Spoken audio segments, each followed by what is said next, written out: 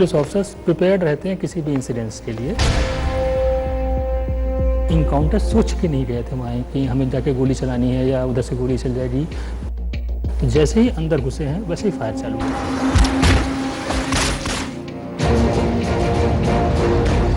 Firing हुई, एक गिरा, दो गायब। और इतनी हड़बड़ी में वो छोटे से फ्लैट के अंदर चल रहा था कि ये नहीं समझ में आया कि अपनी जान बचाएं कि पकड़ें कि क्या करें। ये सिचुएशन ऐसी थी। वो जो सिचुएशन थी वहाँ पर कि हम एक ऐसे एरिया में जा रहे हैं जहाँ पर यदि आप बुलेट प्रूफ जैकेट पहन के या पुलिस यूनिफॉर्म में जाएंगे तो भगदड़ मच जाएगी। जब ये हुआ है इसी में हम ऊपर चढ़ रहे थे क्योंकि हम पहुँच चुके थे। गोली की आवाज़ सुनी, जब मैं नीचे था तो मुझे गोली आवाज़ सुनी, ऊपर मैं रश किया ऊपर, तो हमारी टीम उनको लेकर नीचे उतर रही थी। बलवंत हेड कांस्टेबल, उसको गोली लगी, मोहन को गोली लगी। एक लड़का था जो लेफ्ट साइड से राइट साइड में झुक के ऐसे उठ के भागा था। एक इंजर्ड पड़ा हुआ है। एक कमरे के अंदर दो लोग और बंद हैं, दरवाज़ा उन्होंने लॉक कर रखा है। तो ऊपर जाके इसी टीम को, इसी दरवाजे को उन्होंने नॉक किया, खोलने की कोशिश की, बताया कि पुलिस ने दरवाज़ा खोलो, तो अंदर साइलेंट हो गया। वैसे मोहन सामने था तो मोहन को पहले गोली लग गई, मोहन गिर गया। एक लड़का बाथरूम के अंदर बंद था, वो वहीं से अंदर से चिल्लाने लगा, मारो मत, मुझे मत मारो, मैं सरेंडर कर रहा हूँ, सरेंडर कर रहा हूँ। भीड़ लग गई पूरी, मस्जिद से अनाउंसमेंट चालू हो गई। एकदम घिरे से थे हम लोग। चारों तरफ से इसी को कंट्रोवर्सी बनाई जा रही थी। ये प्रूफ करने की कोशिश की जा रही थी कि ये फेक है, इंक्वायरी हो इसके अंदर। जब बड़ा धमाका होगा तो धुआं होगा ही होगा। सच हमें मालूम था कि सच क्या हुआ है।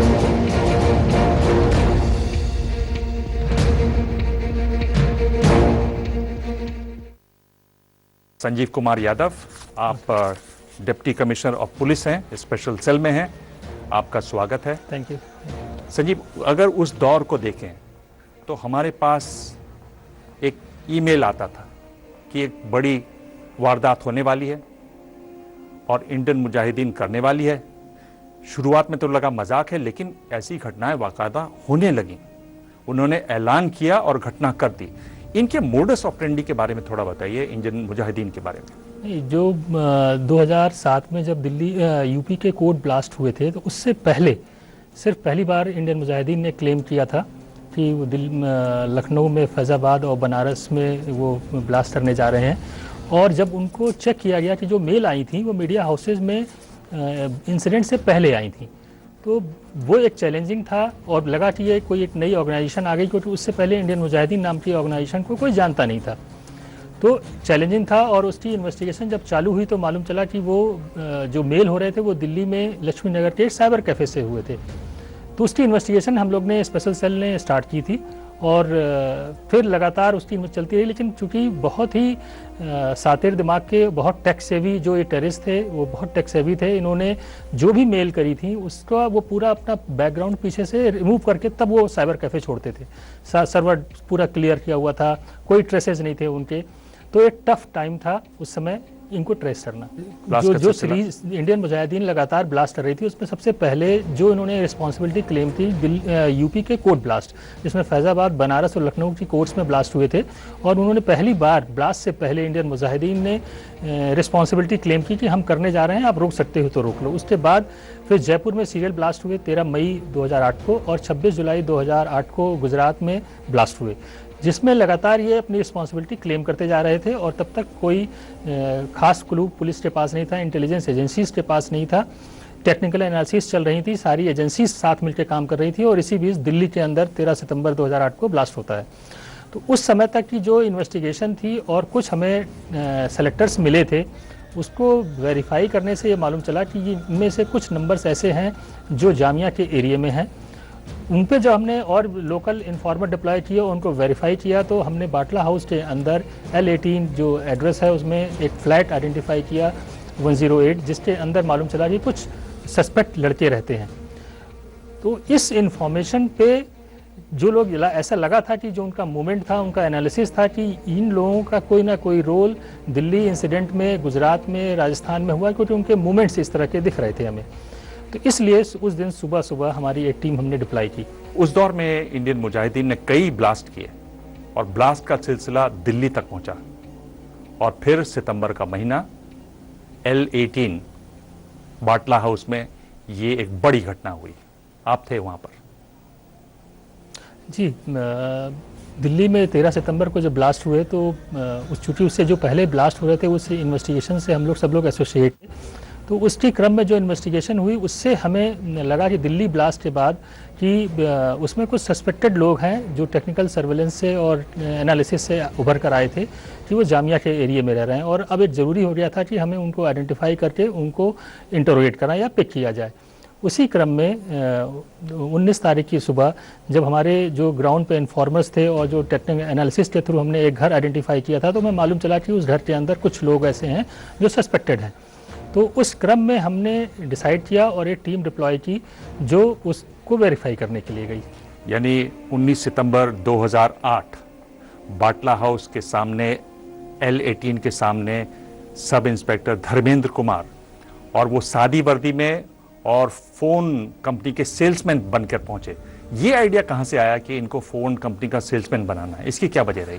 नहीं, ये चूंकि एक ऑपरेशन का पार्ट था, क्योंकि जो हमें जब हम टेक्निकल एनालिसिस कर रहे थे तो हमने जो सस्पेक्ट नंबर हमने पाया तो वो मालूम चला कि फ़ोन बंद है, जबकि वो उसके करस्पॉन्डेंस जो और नंबरों पे कॉल हो रही थी उस नंबर से कॉल हो रही थी। तो जब कंपनी से हमने बात की तो मालूम चला कि ये फ़ोन प्रीपेड से पोस्टपेड में कन्वर्ट हुआ है। जनरली जो एनालिसिस या जो सस्पेक्ट नंबर होते हैं प्रीपेड के होते हैं, पोस्टपेड के नहीं करे जाते हैं। तो उस क्रम में जब मालूम चला कि ये पोस्टपेड कनेक्शन हुआ है और इसका वेरिफिकेशन अभी वोडाफोन ने नहीं किया था, तो ये हम लोग के दिमाग में आया कि इस घर में जो लोग रह रहे हैं उनको वेरीफाई करने का एक अच्छा तरीका ये हो सकता है कि हमारा कोई एक जो सस्पेक्टर हमारा धर्मेंद्र था वो एक सेल्समैन बन के जाएगा और उनके नंबर को वेरीफाई करने के लिए, ताकि ये मालूम चल सके कि उस कमरे के अंदर कौन है। तो ये एक प्लान था दिमाग में कि इससे वेरिफिकेशन हो सकता है कि घर के अंदर घुसने से पहले हमें मालूम हो कितने लोग हैं उसके अंदर। जी, उसके बाद वो ऊपर गए, उन्होंने बात की वहाँ लोगों से, कैसा रवैया था, लोगों ने क्या कहा? धर्मेंद्र जब गया ऊपर और नॉक करके अंदर पहुंचा तो दरवाज़ा बहुत थोड़ा सा खुला हुआ था और उसके अंदर उसको 4-5 लड़के दिखाई दिए, जिसमें कुछ लेटे हुए थे, कुछ बात कर बैठे हुए थे, और जो लड़का गेट पर आया था उसने काफ़ी बदतमीजी से धर्मेंद्र से बात करी। लेकिन ये इस बीच धर्मेंद्र ने अपने हिसाब से अपनी नज़र से, पैनी नज़रों से उसने ये देख लिया कि 4-5 लड़के उस फ्लैट के अंदर हैं और वो वापस आ गया नीचे।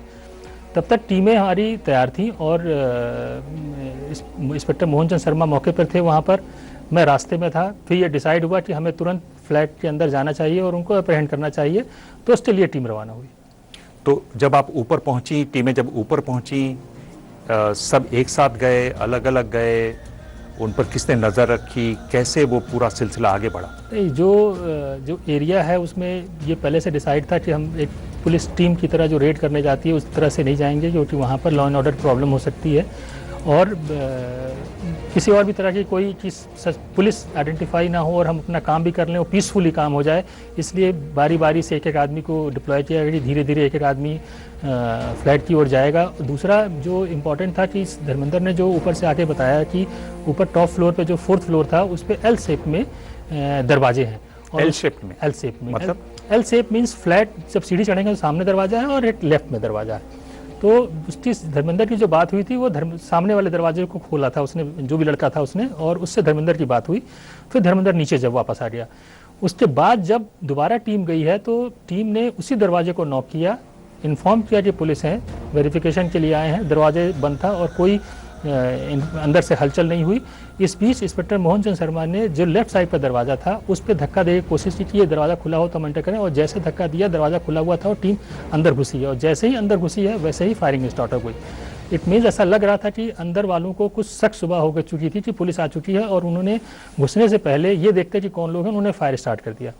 और उस बीच फायरिंग के अंदर इंस्पेक्टर हमारे मोहन चंद शर्मा, उनको गोली लगी, एक हेड कांस्टेबल बलवंत था उसको गोली लगी, वो लोग गिरे। इसी बीच हमारी तरफ से फायरिंग हुई, सामने जो थे उनमें से एक लड़के को गोली लगी और 2 लड़के मौके से भाग गए दूसरे दरवाजे से, जिस हमसे घुसे थे उससे दूसरे दरवाजे से वो मौके से भागे। और जो लोग टीमें थी, बहुत छोटा सा कमरा, 10 बाई 10 टाइप का कमरा, उसके अंदर भगदड़ सी मच गई, लोग जान बचा रहे हैं, पकड़ने की कोशिश भी कर रहे हैं, ये एक सिचुएशन क्रिएट हो गई थी। और चूंकि हमारे इंस्पेक्टर और हेड कांस्टेबल को गोली लगी थी तो उनको रेस्क्यू भी करना था। टीम अभी सिर्फ 6-7 आदमी ही ऊपर गए थे, तो ये एक क्वेश्चन बन गया था। और इस बीच मालूम चला कि एक कमरे के अंदर 2 लड़के और बंद हैं, जो दरवाज़ा बोल्ट था। तो ये सिचुएशन थी उस समय। तब आप ऊपर पहुंचे जब वो लड़के बंद थे वहां पर? जब मैं पीछे एक बैकअप टीम के साथ था, मैं ये था कि यदि वहाँ कोई सिचुएशन बिगड़ रही हो, जो पहले से प्लान था, लॉ एंड ऑर्डर प्रॉब्लम हो, तो उस पर्पज़ से हम लोग तैयार थे वहाँ पर। जब गोली की आवाज़ चली है तो मैं अपनी टीम के साथ रश किया है हमने ऊपर की ओर, और ऊपर से जो हमारी टीम के मेंबर्स थे वो मोहन चंद शर्मा को लेके आ रहे थे, हमने उनको हॉस्पिटल शिफ्ट कराया। और मैं ऊपर पहुंचा तो मुझे मेरा एक सब इंस्पेक्टर था राहुल, उसने ब्रीफ किया विदिन अ सेकेंड कि यहाँ पर क्या हुआ, और उसने बताया कि एक कमरे के अंदर 2 लड़के हमारे बंद हैं। तो उनको हमने निकालने की कोशिश की, आवाज़ लगाई सरेंडर कर दो, लेकिन इस बीच जब हमने दरवाजे पर धक्का स्टार्ट किया तो अंदर से फायरिंग हुई। तो हमने भी सेल्फ डिफेंस में रिटेलिएट फायरिंग की, जिसमें जब दरवाज़ा खुला तो एक लड़का हमें इंजर्ड हालत में मिला, जिसको हमने बाद में, ये जो 2 इंजर्ड पहले एक कमरे में सामने था वो इंजर्ड था, ये था, इसको भी हमने हॉस्पिटल शिफ्ट कराया था। और उस दौरान मालूम चला कि एक लड़का अपने आप को बाथरूम में बंद किए हुए है, और फिर अंदर से उसने चिल्लाने लगा, तो हमने उसका दरवाज़ा खुलवाया और पूछताछ की। तो पहला आदमी था इंडियन मुजाहिदीन का जो इतनी टाइम से जो इंसिडेंट हो रहे थे, जो लाइव पकड़ा गया था। फिर उसने इंटरोगेशन में अपनी सारी सच्चाई, जो अपने ग्रुप्स हैं, जो लोग इंजर्ड वहाँ थे, जो भाग गए, उनके बारे में बहुत डिटेल में बताया। मैं ये जानना चाह रहा हूँ कि आपको ये मालूम है कि इस कमरे में 2 टेररिस्ट हैं, आपके एक साथी अभी घायल होके नीचे उतारे गए सीढ़ी से, एक इंस्पेक्टर को, एक हवलदार को भी गोली लगी है, इन लड़कों को बाहर निकालना है, दरवाज़ा बंद है, क्या भाव आ रहा था तब? आप क्या सोच रहे थे? किस तरह से सोचते हैं एक पुलिस ऑफिसर ऐसे मौके पर? नहीं, ये जो सिचुएशन बहुत फास्ट चल रही थी, जैसे हम कहें कि फास्ट में मूवमेंट हो रहा था, उस समय सोचने का कुछ नहीं था कि हमारे जो इंजर्ड हैं पुलिस ऑफिसर्स, उनको रिमूव करना है, हॉस्पिटल पहुंचाना है, जो अंदर हैं उनको पकड़ना है। ये कुछ और इस ऑपरेशन में कि हम कैसे इनको पकड़ लें और कैसे अपने ऑफिसर्स को हम हॉस्पिटल पहुंचाएं, साथ के साथ हम रीइंफोर्समेंट, सीनियर ऑफिसर्स को कैसे ब्रीफ बताना है कि हमें रीइंफोर्समेंट चाहिए, ये सब चीज़ें प्रोसेस साथ साथ चल रहा था। तो कुछ और चीज़ दिमाग में नहीं थी हमारे, सिर्फ ऑपरेशन चल रहा था। फिर L18 जो फ्लैट है उसकी खोजबीन हुई, आपको एविडेंस मिला वहाँ पर? जब मोहम्मद सैफ जो था, जिसको मौके से पकड़ा था, उसके बाद उस फ्लैट की जो सर्च हुई, वहाँ से वेपन्स मिले। इसके अलावा जो सबसे ज़्यादा इम्पॉर्टेंट चीज़ थी कि उनके जो डिवाइसेस हमें मिले, चाहे मोबाइल फ़ोन हो, लैपटॉप हो, या और बहुत से डॉक्यूमेंट हो, वो सब चीज़ें पुराने इंसिडेंट्स जो गुजरात में ब्लास्ट हुए थे या जो राजस्थान में ब्लास्ट हुए थे, उनसे उस इंसिडेंट से रिलेटेड डॉक्यूमेंट्स मिले, उस इंसिडेंट से रिलेटेड वीडियोग्राफ्स मिले, फोटोग्राफ्स मिले, जो कि बहुत ही इम्पॉर्टेंट है हमारे केस में। जो आज भी हमारा ब्लास्ट केसेस का ट्रायल चल रहा है हर जगह, जो बहुत इंपॉर्टेंट एविडेंस मिले। इसके अलावा जो लोग वहाँ मौके पर प्रेजेंस थे या जो उस फ्लैट में मूवमेंट करते रहते थे, उनके वहाँ से पासपोर्ट, उनके ड्राइविंग लाइसेंस जो सारे फेक हैं, फर्जी हैं, उनके एजुकेशन डॉक्यूमेंट्स, हर तरह के डॉक्यूमेंट्स उन लोगों ने बना रखे थे अपने ट्रेवल करने के लिए, अपने स्टे के लिए। तो वो सारे डॉक्यूमेंट जिनके ऊपर उनकी ओरिजिनल पिक्चर और नाम्स डिफरेंट थे, इस तरह की चीज़ें वहाँ से मिली, जो ये प्रूफ कर रही थी कि ये लोग प्री प्लान तरीके से इंसिडेंसेस जो हमारे यहाँ सीरियल ब्लास्ट हो रहे हैं उनको कर रहे हैं, और किसी फर्जी नाम को यूज करके वो ट्रेवल करते हैं, होटल्स में स्टे करते हैं। इस तरह के बहुत से एविडेंस मिले जी। और एक फिर इसके साथ साथ एक इतनी बड़ी सफलता, लेकिन बड़ा विवाद खड़ा हुआ। वो पीरियड कैसा रहा? क्या एक डिमोरलाइजेशन हुई कि ये क्या हो गया या ऐसा नहीं होना चाहिए? क्या अंतर्द्वंद था? नहीं, हमें खुद क्योंकि पहली बार इंडियन मुजाहिदीन के कोई टेररिस्ट पकड़े गए थे, आइडेंटिफाई हुए थे, हम लोग परेशान थे और सारी टीम परेशान थी, क्योंकि उसी दिन शाम को हमारे इंस्पेक्टर मोहन चंद शर्मा शहीद हुए थे। तो प्रेशर बहुत दिमाग में था और कोई सोच नहीं पाया था कि ऐसा भी होगा। और इन सब के साथ हमें इन्वेस्टिगेशन भी करनी थी। तो इसी बीच अचानक 1-2 दिन के अंदर कंट्रोवर्सी स्टार्ट हो गई कि ये जो टेररिस्ट मारे गए हैं ये इनोसेंट थे, हालांकि इस चीज़ों के लिए जो कंट्रोवर्सी स्टार्ट हुई तो हमारे सीनियर अफसर थे, हमारे जॉइंट सीपी थे कर्नल सिंह साहब, डीसीपी थे आलोक कुमार, इन लोगों ने हम लोग को हमेशा इस चीज़ से अलग रखने की कोशिश की कि आप इन सब चीज़ों पे नहीं सोचोगे, आपको सिर्फ जो बचे हुए बंदे हैं जो मौके से भागे हैं उनको पकड़ना है, जो ब्लास्ट में इन्वॉल्व है उसमें पकड़ना है, अपनी केस की इन्वेस्टिगेशन करनी है, एविडेंस सेट करना। वो कहते थे कि हमारा काम है कि जो भी इशूज़ उठ रहे हैं, कंट्रोवर्सी का है या इशूज़ का है, उसको वो टैकल करेंगे। उस तरह से वो करते भी रहे। कंट्रोवर्सी उठने का रीज़न ये था कि वहाँ आसपास के इलाके में लोगों को ये मालूम था कि ये स्टूडेंट हैं, जामिया यूनिवर्सिटी के स्टूडेंट हैं, ऐसा लोगों को उन्होंने बता रखा था। और कुछ लोगों ने इसमें से जो जैसे आतिफ अमीन है जो मारा गया था, इसने एडमिशन भी ले रखा था, लेकिन बाद में वेरीफाई हुआ कि वो फेक डॉक्यूमेंट पर एडमिशन ले रखा था। वो भी एक एविडेंस है कि एक रिनाउंड यूनिवर्सिटी का उसका ग्रेजुएशन का सर्टिफिकेट था जो उसके बाद में वेरीफाई किया तो मालूम चला कि वो फेक है। तो लोगों को यहाँ पर एक ये फीलिंग थी कि ये स्टूडेंट हैं और पुलिस ने इनको मार दिया, जबकि ऐसा नहीं था। जो एविडेंस मिले थे यही लोग इन्वॉल्व थे, ऐसा नहीं कि सारे लोग इन्वॉल्व थे। और एक तरीके से फिर अग्नि परीक्षा हुई, यानी high court, supreme court, NHRC सबने फिर एक फैसला भी सुनाया। हाँ, लगातार क्योंकि वो शुरुआत जब इंसिडेंट के बाद साल डेढ़ साल तक बहुत लोगों ने, बहुत एनजीओज़ ने, बहुत और इंडिविजुअल लोगों ने एनएचआरसी में कंप्लेंट लगाई, high court, Delhi high court में रिट्स लगी, सुप्रीम कोर्ट तक लोग गए, 156(3) में मुकदमा दर्ज करने की डिमांड हुई, जुडिशल इंक्वायरी की डिमांड हुई। तो एक टफ पीरियड था क्योंकि प्रेशर रहता है दिमाग में, हम कितना भी अपने आप को बचाएं इन सब चीज़ों से, लेकिन प्रेशर रहता है कि कोई एडवर्स ऑर्डर ना जाए, जबकि हमें मालूम है कि हम सही हैं, लेकिन हम और हर जगह अपनी बात रख भी रहे हैं। तो कहीं कहीं प्रेशर आता था, लेकिन मैं फिर से बता रहा हूँ कि जो हमारे सीनियर ऑफिसर्स थे उस समय, DCP, joint CP, in fact CP also, उन लोगों ने एक माहौल ऐसा हम लोग के ऊपर बना रखा था कि आपको परेशान होने जो तो नहीं है, क्योंकि वो ब्रीफ थे, उनको ट्रस्ट था कि कोई गलत नहीं हुआ है। और उन्होंने हमेशा ये कहा कि आप अपनी इन्वेस्टिगेशन करिए, जो भागे हुए हैं उनको पकड़िए और फोकस इसी के ऊपर रहेगा। तो वो बहुत बड़ा सपोर्ट भी रहा हम लोग के लिए। एक फिल्म बनी इसी पूरे इंसिडेंट पर, एनकाउंटर पर, बाटला हाउस। जब आप फिल्म देख रहे हैं बड़े पर्दे पर एक ऐसी घटना के बारे में जो जहां आप खुद रहे, कई क्षण रहे होंगे जब आपके रोंगटे खड़े हुए, बिल्कुल आप हिल से गए अंदर तक, कौन कौन से ऐसे क्षण थे? नहीं, जो सबसे ज़्यादा इम्पोर्टेंट वो सीन उसी का है जो फ्लैट के अंदर होता है जब गोलियां चल रही हैं, तो वो सब चीज़ें फ्लैशबैक में चालू हो जाती हैं। और इनफैक्ट अभी भी जैसे आपने कहा तो मुझे रोंगटे से खड़े हुए फील हुए।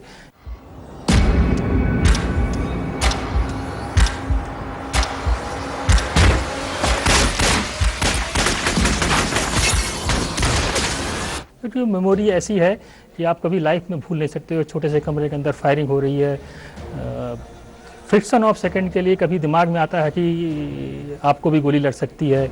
तो एक वो मौका है जिस समय आपके रोंगटे खड़े हो गए और फिल्म देख कर भी थोड़ा सा लगा कि वो रिकॉल कर गए आप पूरी चीज़ें। फिल्म से क्या जो परसेप्शन था बाटला हाउस एनकाउंटर के बारे में, वो कुछ बदला लोगों में, कुछ बदलाव आया? मैं मतलब ऐसा मैं बहुत मुझे नहीं कह सकते, हो सकता है कि आए, क्योंकि फिल्म जो होती है समाज का एक आईना होती है, उसमें लोग दिखते हैं और लोगों को ये लगता है कि फिल्म जो होती है वो बहुत ज़्यादा सच्चाई नहीं होती, जबकि इस फिल्म में बहुत ज़्यादा सच्चाई है। तो मुझे लगता है कि लोगों को जो स्टोरी मालूम नहीं थी कि फ्लैट के अंदर क्या हुआ, कोर्ट में क्या हुआ, ट्रायल क्या हुआ, क्या एविडेंसेस थे, फिल्म में बहुत डिटेल में डायरेक्टर ने और राइटर ने बहुत मेहनत करी हुई है और बहुत डिटेल में दिखाया है और काफ़ी कुछ सच्चाई दिखाई है। तो ऐसा लगता है कि आम पब्लिक में लोगों को उस इंसिडेंट में विश्वास बढ़ा होगा, पुलिस के वर्जन में विश्वास बढ़ा होगा। और उसके बाद 2 इंसिडेंट्स ऐसे हो गए, 2 बार ऑनरेबल कोर्ट ने, ट्रायल कोर्ट ने सज़ा दी है 2 एक्यूज को, तो वो सब चीज़ें सच्चाई भी सामने है। जी, फिल्म जब आई बड़ा मुश्किल समय होगा, आपके परिवार ने क्या कहा, आपकी पत्नी ने क्या कहा? पत्नी का नाम पर आप अभी भी मुस्कुराते हैं, बहुत अच्छी बात है ये। नहीं, वो मेरी स्ट्रेंथ है जी, स्ट्रेंथ है, क्योंकि हम लोग ने बहुत टफ टाइम गुजारा है इस इंसिडेंट के बाद। और वैसे भी पुलिस ऑफिसर्स की लाइफ में बहुत से इंटेंस समय होते हैं, ऐसे बहुत सी परेशानियां होती हैं, बहुत प्रेशर होता है। और फिर जब जो एंटी टेरर यूनिट्स हैं उनमें सेंसिटिव काम बहुत होता है, ऐसे में यदि आपको सपोर्ट मिलता है वो आपकी स्ट्रेंथ होती है। जी। तो फिल्म देख कर भी उनको भी रिकॉल आया क्योंकि वो लगातार सुनती थी। जिस समय इंसिडेंट हुआ उसके बाद भी जब मैं घर पर हूँ तो तब भी सिर्फ इसी की चर्चा चलती थी, क्योंकि मैं किसी से बात कर रहा हूँ, ब्रीफ कर रहा हूँ, सीनियर ऑफिसर से बात कर रहा हूँ, उनको ब्रीफ कर रहा हूँ, जूनियर मुझे ब्रीफ कर रहा है, तो चारों तरफ यही चलता था। इनफैक्ट उस समय मीडिया भी इसी से रंगा रहता था। तो जितना मैं प्रभावित मतलब इफेक्ट था इस इंसिडेंट से, मुझे लगता है उससे कहीं भी कम शोभना भी नहीं थी, वो भी बहुत इफेक्टेड थी। जब भी कोई ऐसी बड़ी घटना होती है, अगर हम कहीं जाते हैं तो हम अपनी ज़िंदगी के बारे में भी कई जगह से रोशनी मिलती है, इससे कई चीज़ आप सीखते हैं इनसे।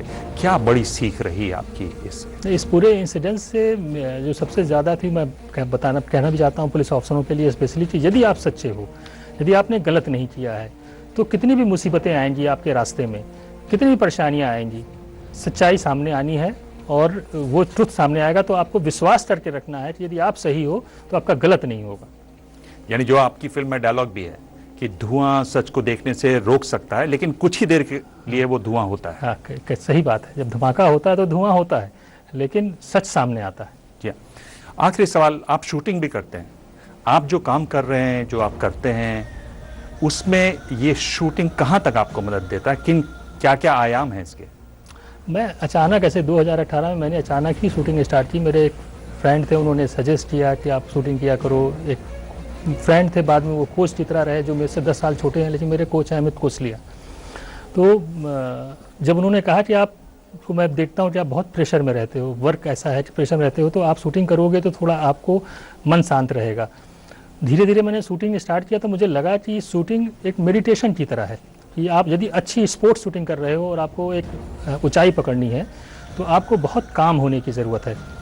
तो उस क्रम में मेरा इंटरेस्ट ज़्यादा डेवलप होता गया और चूँकि काम का जो प्रेशर होता है उसका, वो जब आप नहीं शूटिंग करते हो, जब शूटिंग करते हो तो आपको एकदम मेडिटेशन की तरह होता है। तो मैं शूटिंग को एकदम मेडिटेशन की तरह लेता हूँ और जब मैं ऐसा करता हूँ तो मेरी शूटिंग भी अच्छी होती है, मेरा वर्क प्लेस भी अच्छा होता है। तो शूटिंग मुझे बहुत सपोर्ट कर रही है मेरे वर्क में और it's like a meditation for me. Sanjeev, आपकी बहादुरी और आपके जज्बे को सलाम। आपने इतना समय हमको दिया, बहुत बहुत धन्यवाद। Thank you. Thank you.